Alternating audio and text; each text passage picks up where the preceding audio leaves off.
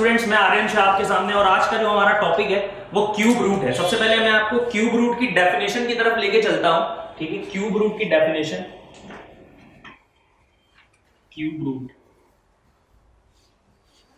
जैसा कि मैंने आपको स्क्वायर रूट में बताया था कि square root is the reverse process of square, यानी कि अगर आप स्क्वायर कर ले रहे हो तो आप स्क्वायर रूट भी कर लोगे। इसी तरह से सिमिलरली क्यूब रूट की डेफिनेशन पे आते हैं। Cube root is the reverse process of cube. आइए क्यूब की तरफ चलते हैं। क्यूब का मतलब ये हुआ कि अगर मैं किसी नंबर का, यानी कि कोई नंबर मैंने 2 लेट किया, अगर मैं किसी नंबर का 2 दफा और मल्टीप्लिकेशन कराता हूं उसी नंबर से, यानी कि 2 का मल्टीप्लिकेशन 2 दफा और करा दिया 2 से, ठीक। तो इसको मैं लिख सकता हूं 2 की पावर 3। इसको हम बोल सकते हैं 2 की पावर 3 का मतलब हो गया 2 का क्यूब, ठीक है। अब जब इसका रिवर्स प्रोसेस का मतलब क्या हुआ कि अगर आप यहां से यहां जा रहे हो, इसको बोल रहे हो क्यूब। जैसे फॉर एग्जांपल मैंने कहा ये स्टेशन ए और ये स्टेशन बी है, ठीक है। ये कानपुर सेंट्रल और ये लखनऊ जंक्शन है, ठीक है। आप यहां से यहां जा रहे हो और इस प्रोसेस को अगर हम क्यूब बोल रहे हैं, क्या बोल रहे हैं, क्यूब बोल रहे हैं, तो वापस आने का जो प्रोसेस होगा उसे बोलेंगे क्यूब रूट। वापस आने का जो प्रोसेस होगा उसे बोलेंगे क्यूब रूट, ठीक है। इसी बात में क्लियर हो कि क्यूब रूट की डेफिनेशन मैंने आपको बता दी। अब मैं आगे चलता हूं और क्यूब रूट के जो डेली लाइफ में यूज हो सकते हैं इमेजिनेशन के बेसिस पे, वो मैं आपको समझाने की कोशिश करता हूं, ठीक है। यहां तक आपको एकदम क्लियर हो चुका होगा, ठीक। क्यूब रूट, सबसे पहले एक और डेफिनेशन मैं आपको बताना चाहूंगा। A symmetrical 3 dimensional shape either hollow और solid by containing 6 equal squares, उसको बोलते हैं cube. It is called cube, ठीक है। मैं फिर से रिपीट कर रहा हूं, असिमेट्रिकल 3 डायमेंशनल को भी मैं इलैबोरेट करूंगा। Symmetrical 3 dimensional shape either solid or hollow by containing 6 equal squares, ठीक है। ये बात एकदम क्लियर हो चुकी है। By containing 6 equal squares. अब मैं डेफिनेशन लिख के उसके बाद आपको इलैबोरेट करता हूं। Asymmetrical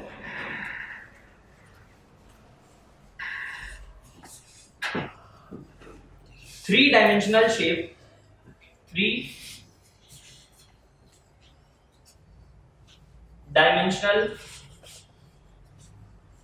shape either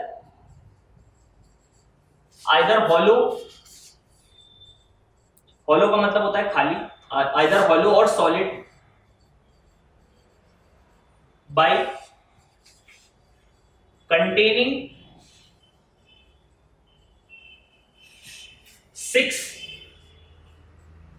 equal squares, by containing 6 equal squares. Squares का मतलब सबसे पहले आप समझिए, स्क्वायर का मतलब क्या हुआ कि अगर मैंने आपको स्क्वायर वाले लेक्चर में बताया था, अगर मैं ये लेंथ और ये लेंथ को इक्वल लेता हूं तो जो शेप, जो ज्योमेट्री बनती है, इसे आप स्क्वायर बोलते हो, ठीक है, ओके। अब मैंने क्या करा, इस स्क्वायर को मैंने यहां पे क्या लिखा है, बाय कंटेनिंग 6 इक्वल स्क्वायर्स। तो ऐसे मैंने क्या मान लीजिए कि ये एक स्क्वायर, इसी तरह से इस प्लेन में एक स्क्वायर है, इसी तरह से मैं प्लेन के बाहर निकलता हूं। 3 डायमेंशनल का मतलब क्या होता है, ठीक है। 3 डायमेंशनल का मतलब ये होता है, जैसे मैंने कहा ये एक रूम है, ठीक है। ये 3 डायमेंशनल ज्योमेट्री है, ये 3 डायमेंशनल ज्योमेट्री है। फॉर एग्जांपल मैंने वो एक कोना पकड़ लिया, रूम का एक कोना, आप भी देखो अपने रूम में एक कोना पकड़ लो, ठीक है। एक कोना पकड़ लो तो उसमें से 3 जगह, मतलब 3 साइड्स निकल रही होंगी। एक इसको मान लो लेंथ है, ये हो गई, ब्रेथ ये हो गई, ये हाइट हो गई, ठीक है। तो इसको बोल रहे हैं एक 3 डायमेंशनल शेप। उसके बाद क्या बोला, ये 3 डायमेंशनल शेप आपको एकदम क्लियर हो गया होगा। 3 डायमेंशनल शेप, 3 डायमेंशन का मतलब होता है 3D। 2D का मतलब हो गया एक ही प्लेन। 2D का मतलब जैसे एक दीवार है, एक उसकी लेंथ है और एक उसकी ब्रेथ है, ठीक है। 3 डायमेंशनल का मतलब क्या हुआ कि उसके पास हाइट भी हो, जैसे मैंने कहा ये लेंथ हो गई, ये ब्रेथ हो गई और ये हाइट हो गई, ठीक है। जैसे ये एक रूम है तो इसमें क्या है, लेंथ भी है, ब्रेथ भी है और हाइट भी है, ठीक है। तो ये 3 डायमेंशनल शेप है। जो भी 3 डायमेंशनल शेप होगा, या तो वो हॉलो होगा, या तो वो हॉलो होगा, या तो वो सॉलिड होगा, ठीक है। जो चीज हॉलो होगी उसके पास वॉल्यूम होगा। मैं फिर से रिपीट कर रहा हूं, जो चीज हॉलो होगी 3 डायमेंशन में, उसके पास वॉल्यूम होगा। अब वॉल्यूम पे आ जाते हैं। वॉल्यूम का मतलब क्या होता है, कैपेसिटी। वॉल्यूम का मतलब क्या होता है, कैपेसिटी यानी कि स्पेस। कैपेसिटी यानी कि स्पेस। आप बताओ इस रूम में स्पेस है? हाँ है, क्योंकि मैं खड़ा हूं इसलिए स्पेस है, ठीक है भाई। इस रूम में मैं खड़ा हूं, इसका मतलब स्पेस है, तो इसका मतलब क्या है, इस रूम का वॉल्यूम है। यानी कि अपनी सरल भाषा में हम ये बोल सकते हैं, जो भी ऑब्जेक्ट आपके पास है, अगर उसमें कुछ भरा जा सके, कोई भी ऑब्जेक्ट आपके पास है, अगर उसमें कुछ भरा जा सके, इसका मतलब उसके पास वॉल्यूम होगा। इतनी बात क्लियर हो गई, उसके पास वॉल्यूम होगा। अब मैं आगे चलता हूं। ये मैंने आपको बता दिया है कि 3 डायमेंशनल शेप क्या होता है। 3 डायमेंशनल शेप क्या होता है? हॉलो और सॉलिड। सॉलिड का मतलब आप जानते हो जैसे गेंद है, ठीक है, गेंद, ठीक है, वो जो वाली गेंद है जिससे हम लोग खेलते हैं टेनिस की बॉल, ठीक है, तो वो एक सॉलिड फॉर्म में है, वो एक सॉलिड फॉर्म में है। और जो प्लास्टिक की बॉल होती है ना, प्लास्टिक की, वो हॉलो है। हॉलो का मतलब उसके अंदर जो है गैप होता है, और टेनिस की जो बॉल होती है उसमें कोई गैप नहीं होता, वो सॉलिड होती है, ठीक है। आपको सॉलिड और हॉलो में डिफरेंस पता चल गया। 6 इक्वल स्क्वायर। स्क्वायर आपको पता है कि लेंथ अगर और ब्रेथ बराबर होती है तो उस ज्योमेट्री को, शेप को बोलते हैं स्क्वायर, ठीक है। अब यहां पे हमने एक और आपको अच्छे से एक्सप्लेन करते हैं, ठीक है। 6 इक्वल स्क्वायर, 6 इक्वल स्क्वायर को जब मिलाते हैं तो हमें मिलता क्या है? एक क्यूब मिलता है। इसकी डेफिनेशन है, क्यूब की डेफिनेशन, ये क्यूब रूट की डेफिनेशन नहीं है, ये क्यूब की डेफिनेशन मैं आपको बता रहा हूं, क्योंकि क्यूब अगर समझ में आ गया तो क्यूब रूट तो ऑटोमेटिक समझ में आ जाएगा, क्योंकि cube root is the reverse process of cube, ठीक है। आप देखो इस रूम में कितने फेजेस हैं, आप देखो इस रूम में अगर ये रूम क्यूब एक्वायर कर रहा है, मतलब क्यूब है, अगर ये रूम क्यूब है तो बताओ आप इसमें कितने फेसेस होंगे? एक फर्श होगा, एक फ्लोर होगा, फ्लोर मतलब ऊपर जो छत है, ठीक है। बाकी इसकी जो 4 साइडें होंगी, मतलब 4 दीवारें होंगी, तो इसमें कितने फेजेस आ रहे हैं? 6 फेजेस आ रहे हैं। इसका मतलब ये समझ में आ रहा होगा आपको, by equal, by containing 6 equal squares. जब ये सारी लेंथ मतलब सारी दीवारें बराबर की होंगी, सारी दीवारें जो इक्वल स्क्वायर्स है, स्क्वायर का मतलब क्या हो गया? 2 डायमेंशनल स्क्वायर। एक 2 डायमेंशनल स्क्वायर, स्क्वायर तो 2 डायमेंशन में होता है क्योंकि उसके पास लेंथ और ब्रेथ होती है, तो उसके पास 2 डायमेंशन है। इसका मतलब हमने क्या करा? स्क्वायर को लिया। स्क्वायर एक ज्योमेट्री है, उसको मैंने कहा जब 6 इक्वल स्क्वायर, मतलब ये दीवार, ये दीवार, ये दीवार, ये दीवार और आमने और सामने की, मतलब मेरे पीछे की और मेरे सामने की दीवार, अगर ये सब बराबर हो जाएं, ये 6 इक्वल स्क्वायर्स हो जाएं, तो इस ज्योमेट्री को बोलते हैं क्यूब। इस ज्योमेट्री को क्या बोलते हैं? Cube. Are you getting my point? Okay. अब मैं आपको लेके चलता हूं थोड़ा सा और इमेजिनेशन की तरफ लेके चलता हूं, और आप इमेजिन करो, ठीक है, ठीक है। क्यूब रूट का मैं महत्व समझाने की आपको कोशिश कर रहा हूं कि कैसे क्यूब रूट का डेली लाइफ में यूज हो सकता है, आपकी कैलकुलेशन कैसे इजी हो सकती है, ये आपको जानना बहुत जरूरी है। फॉर एग्जांपल मैंने कहा कि मैंने ईंट लिया, ईंट तो आप जानते हो जिससे घर बनते हैं, ईंट, ईंट आप जानते हो, ठीक है। ईंट मैंने लिया और ईंट को मैं ऐसे दिखा रहा हूं, ये एक ईंट है, ये एक ईंट है, ठीक है। इस ईंट के बराबर में 4 ईंटें और रख दी सटा के। सटा के मतलब समझ रहे हो आप? सटा के मतलब एकदम कोई प्लेस छोड़ना नहीं है। इस ईंट के जस्ट बगल में ये वाली ईंट है और इस ईंट के जस्ट बगल में ये वाली ईंट है, इस ईंट के जस्ट बगल में ये वाली ईंट है। ओके, एकदम क्लियर। इसी तरह से इस ईंट के जस्ट नीचे मैंने कहा ये वाली ईंट है, सटा के रखी है, मतलब कोई भी स्पेस छोड़ा नहीं है। इस ईंट के जस्ट नीचे ये वाली ईंट है, इस ईंट के जस्ट नीचे ये वाली ईंट है। इसी तरह से यहां पे भी ईंट है, यहां पे भी ईंट है, यहां पे भी ईंट है, यहां पे भी ईंट है, यहां पे भी ईंट है, यहां पे भी ईंट है, यहां पे भी ईंट है, यहां पे भी है, यहां पे भी है, ठीक है। इतनी बात एकदम क्लियर है आपको? ओके। अब आप देखो यहां पे एक स्क्वायर बन गया, क्योंकि इधर की जो लेंथ है वो 4 ईंट है और इधर की भी जो लेंथ है वो 4 ईंट है। तो अगर आपको ये ईंट कैलकुलेट करनी होगी तो हमने पिछले लेक्चर में आपको बताया था, स्क्वायर में आप क्या करोगे? 4 गुणा 4 करोगे, यहां पे आपको 16 मिल जाएगा, 16 ईंटें होंगी, ठीक है। अब मैं आपको इसके आगे ले चलता हूं। ये प्लेन है, ये एक प्लेन है, ये जो बोर्ड है ना ये प्लेन है, क्योंकि इसके पास लेंथ भी है, इसके पास ब्रेथ भी है, इसके पास सिर्फ 2 ही डायमेंशन है, इसके पास 2 ही डायमेंशन है, इसलिए ये प्लेन हो गया। प्लेन का मतलब ये सब ईंटें जो रखी गई हैं ये एक ही प्लेन में है। अब मैंने कहा इस प्लेन से थोड़ा सा बाहर निकलो और इस पूरे ये जो पूरी ज्योमेट्री है, ये पूरा जो स्क्वायर है इसको बाहर ले आओ और यहां पे भी एकदम वैसा ही सिस्टम क्रिएट करो। एक ईंट एक ईंट एक ईंट, मतलब इसके बराबर में सटा के हमने एक दूसरा प्लेन क्रिएट करा, ठीक है। Are you getting my point? Okay. यानी कि ये जो पूरी ज्योमेट्री है स्क्वायर की, उसको मैंने बाहर निकाल लिया, इस प्लेन से बाहर निकाल लिया, मतलब यहां पे स्पेस में आ गया ना, स्पेस में आ गया, ठीक है। इस प्लेन से मैंने बाहर निकाला, मतलब ये भी एक पूरा ऐसे ही मैंने करा, मतलब 1 ईंट 2 ईंट 3 ईंट ऐसे लगा के पूरा 16 ईंट इस तरह से डिजाइन कर दिया, इसके बराबर में सटा के बाहर। उसके बाद एक और लेयर निकाली, इसी से एक और लेयर निकाली जो कि 16 ईंट की है, उसको भी एकदम सटा के रख दिया। उसके बाद एक और लेयर निकाली जो कि 16 ईंट की है, उसको भी ऐसे सटा के रख दिया। मतलब ये शेप जो है वो यहां से स्टार्ट हुआ और यहां पे खत्म हुआ। Are you getting my point? तो बताओ ये क्या, कौन सा शेप हुआ? ये क्यूब का शेप हुआ। ये कौन सा शेप हुआ? ये क्यूब का शेप हुआ, क्योंकि यहां पे जितनी ईंट है वो कितनी है? 4। यहां पे कितनी ईंट है? यहां पे भी 4 है। और यहां पे भी आपने देखा 4 ही लेयर मैंने बनाई है, यानी कि यहां पे जो ये वाली जो लेयर है ना, ये वाला डायमेंशन है, इसमें भी कितनी ईंट आई है? 1 2 3 4, यानी कि 4 layer. Are you getting my point? अब आपसे ये कहा गया कि ये टोटल ईंटें गिन के बताओ, ये टोटल ईंटें कितनी होंगी। ये कौन सा शेप है? ये क्यूब का शेप है। अब आपसे कहा गया कि बताओ टोटल गिन के कि कितनी ईंटें होंगी। तो आप क्या करोगे भैया, 16 मैंने निकाल लिया। उसके बाद आप क्या करोगे, 16 प्लस 4 लेयर थी तो दूसरी लेयर में भी 16 होंगी, तीसरी लेयर में भी 16 होंगी, चौथी लेयर में भी 16 होंगी। तो इसको आप क्या बोल सकते हो, 64 लिख सकते हैं। या फिर इसी को 64 ना लिख करके मैं सेकंड स्टेप में इसको लिखता हूं 16 into 4। Are you getting my point?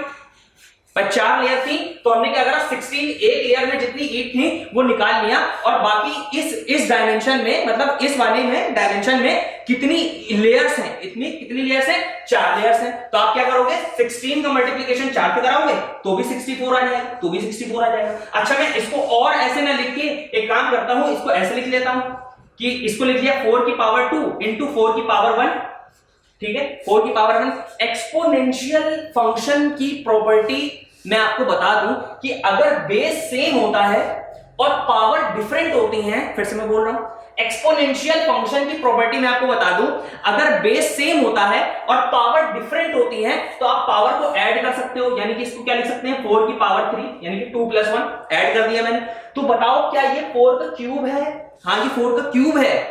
हाँ, ये 4 का क्यूब है, यानी कि ये क्यूब की ज्योमेट्री थी, इसको लेंथ मान लिया, क्लियर, इसको ब्रेथ मान लिया और इसको हाइट मान लिया। इतनी बात क्लियर?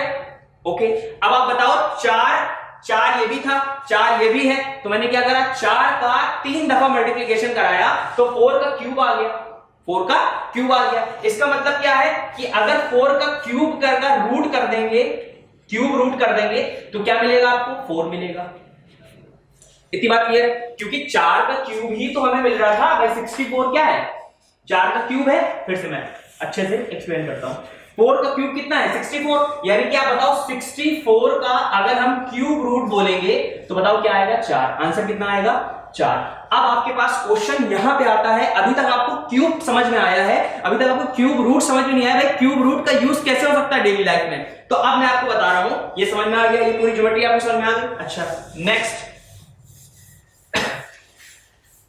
मैं आपको बताता हूं, आपके पास क्वेश्चन ये आया, कि एक ऐसा क्यूब शेप है जिसमें 729 ईंटें हैं। Are you getting my point?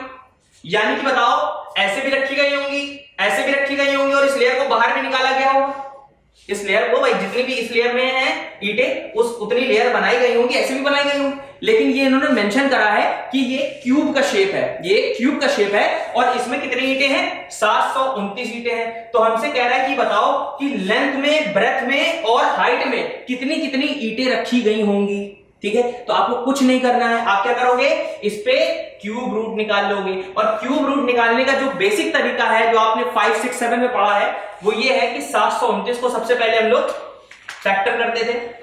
ठीक है, अब इसे डिवाइड करेंगे, कितने से हो जाएगा डिवाइड, 3 से हो जाएगा।